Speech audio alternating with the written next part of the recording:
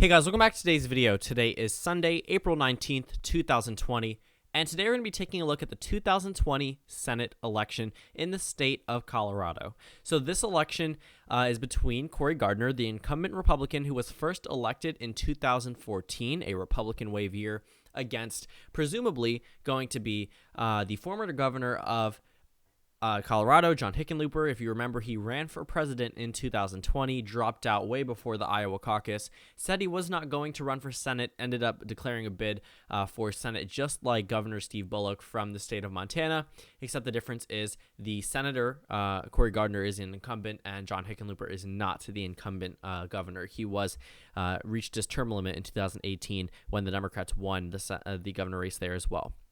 So Cory Gardner is, I guess, very agreeable with President Trump. We're talking about a guy who should theoretically be in firm opposition to President Trump if he does want to win over his constituency.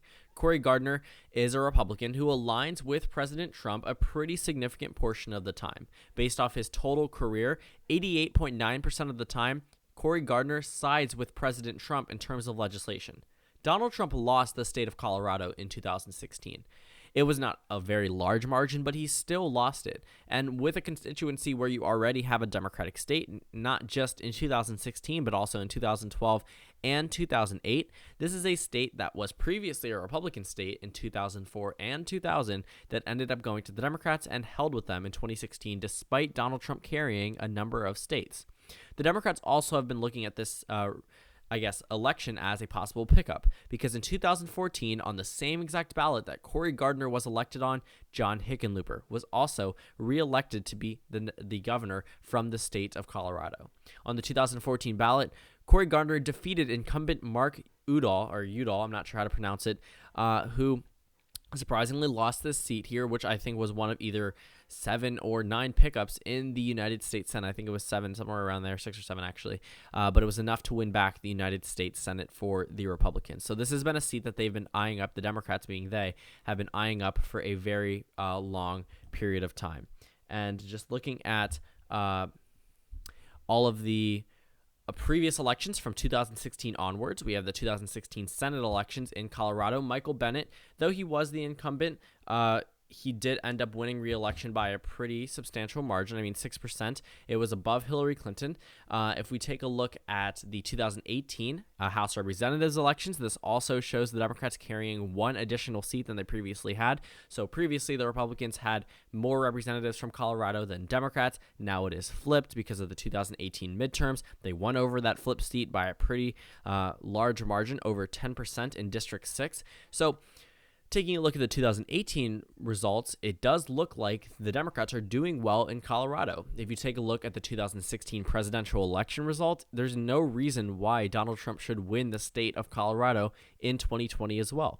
In fact, if we take a look at polling data, almost all of the polling data shows Joe Biden ahead of Donald Trump in the state of Colorado. The most recent one, it's a 3% margin with an 11% undecided margin, but we all know that Colorado is more than likely going to go to the Democrats. It's historically a Democratic state. I rate the state as likely Democratic, and when we look at these down-ballot races, there's no real loss of momentum for Democrats moving into these elections. It's almost as if they're disregarding the midterms and haven't relaxed. In 2010, the Republicans carried a number of seats in the House of Representatives and failed to bring that energy into the presidential election. I do not think that's what we're seeing now. Special elections in between 2018 and now have all shown favorable results for the Democrats, with the exception of maybe 1 or 2 House of Representative races, and considering there's only been 3, and there's been a number of other elections in statewide races, such as the Wisconsin Supreme Court race, or just generally other elections and other possible elections in 2020, special elections coinciding. Arizona Senate race is definitely one of them that I just recently made a video on if you want to go ahead and check that out. But it's going to be, I think, that a lot of the energy is there for the Democrats moving into 2020. So there's no reason why Cory Gardner should win this seat here. Sure, fundraising seems like it's an advantage for him. But again, John Hickenlooper isn't a Democrat who needs their name made for in the state of Texas. When we looked at candidates like Beto O'Rourke, the reason why he had to visit every single county in Texas is because he was not a national figure. John Hickenlooper has the clout from running for president. He was the former governor, two-term governor from Colorado, and he's recently vacated office, which means that it's only been 2 years since he's been out of governing the state of Colorado. So there's no real reason as to why they wouldn't trust him again, especially if in 2018 the governor's race went to the went to the Democrats in 2018. So I believe it was Jared Polis. Yes, he won the state of Colorado in 2018, and it was actually a larger margin than what John Hickenlooper won by. But keep in mind, on the same ballot in 2014, the Republicans won a Senate race that they were not supposed to win in. Keep that in mind. And it was a Republican wave year, and Hickenlooper still won. So when we take a look at the approval ratings of John Hickenlooper before he left office, it was a 49% approval rating with a 30% disapproval rating, a net 19%. In terms of Cory Gardner's approval rating, well, right now, it doesn't look too good. So these are actually the numbers right after the 2016 election. Actually, maybe right before the 2016 election, I think right as 2016 was ending, I think Q4, so they would have been retiring if they were up for re-election, and then they chose not to run. But Cory Gardner, at the time, had a 51% approval and a 27% disapproval.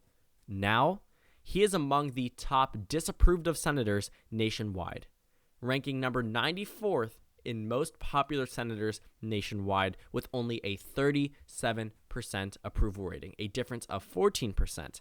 And a difference of 13% increase in terms of his disapproval rating, which is a net -3 statewide.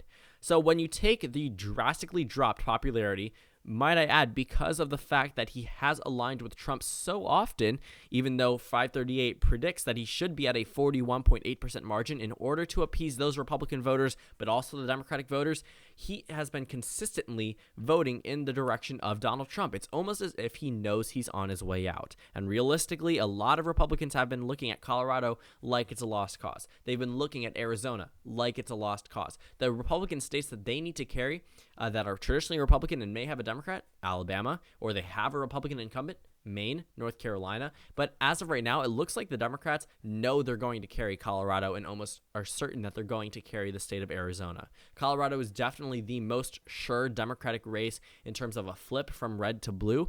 And Cory Gardner, based off his voting record, probably knew he was going to be out after 2014. I mean, that was a fluke election that he had won there, defeating an incumbent. It was a Republican wave year, and looking at all of this data that shows that that election, number one, was close. Taking a look at every single Democratic election since then, including the 2016 presidential election, the races were not nearly as close. And after that momentous victory for the Democrats in the House of Representatives in 2018, the Senate is the top priority. So forget the House. We probably won't be seeing this map for a really long time. The Senate is what the Democrats are going to focus on. And they have poured money, a lot of money to Hickenlooper's campaign. Now, there is the idea that Andrew Romanoff could win here. If we look, it shows that there's a primary because there are two candidates still running, and there were candidates eliminated at the convention. Some of these were progressive candidates that a lot of people wanted to stay in the race. But John Hickenlooper, it looks like he's on the pathway to defeating Andrew Romanoff when we see the ballot. And Hickenlooper, very strong guy. Andrew Romanoff will likely win this race as well. John Hickenlooper just has the, political clout for being the former governor and for running for president. But also, we have Andrew Romanoff, who's former Speaker of the Colorado House of Representatives. Realistically, a governor is going to have way more popularity amongst the state, especially a popular governor amongst that. So when we take a look at all of the data, we have a dropped approval rating. We have a candidate on the Republican side who's an incumbent who aligns with President Trump almost 50% more than he should based off of the margins in 2016 and the expected margin for 2020, the 2018 House election. So the Democrats picking up the 2018 governor election showed the Democrats winning in a governor's race. The 2016 elections even then didn't help Donald Trump's case for 2020, and it doesn't look like Donald Trump is going to carry the state of Colorado in 2020. I mean, we're looking at a safe Democratic call from inside elections, likely Democrat from Cook and Sabato, and at the worst, a lean Democrat, but still a Democratic victory from Politico. You have an unpopular incumbent who is rivaling President Trump in terms of approval in Colorado. They're both in the mid-30s, and looking at the, I guess, Open Secrets, that's what I use, opensecrets.org, for these numbers. Sure, he has more money, but when you're already at such a disadvantage, this is not going to make up that $5 million difference. And once the general election hits and these primaries have been decided, that, I guess, $3 million difference is not going to sway that many voters to a point where the Democrats would lose this election. It is almost all but certain, and I am almost all but certain, the Democrats will carry the state of Colorado. Looking at Cory Gardner and everything working against him, it doesn't look like he's going to win in 2020. And this actually may be crucial to the Democrats picking up the United States Senate. Right now, they're at a deficit of 4. Based off all of the videos I've made, if for these elections, Arizona, Colorado, North Carolina, and Maine, if the Democrats carry all 4 of those, they win the majority. But it looks like, based off the video that I'm going to make tomorrow about the state of Alabama, the Democrats may end up losing there, so they're going to actually need another pickup, and looking around the map, it doesn't look too certain that they could get one. The only real, quote-unquote, would-be contested states, possibly Iowa, possibly Georgia, but other than that, not really.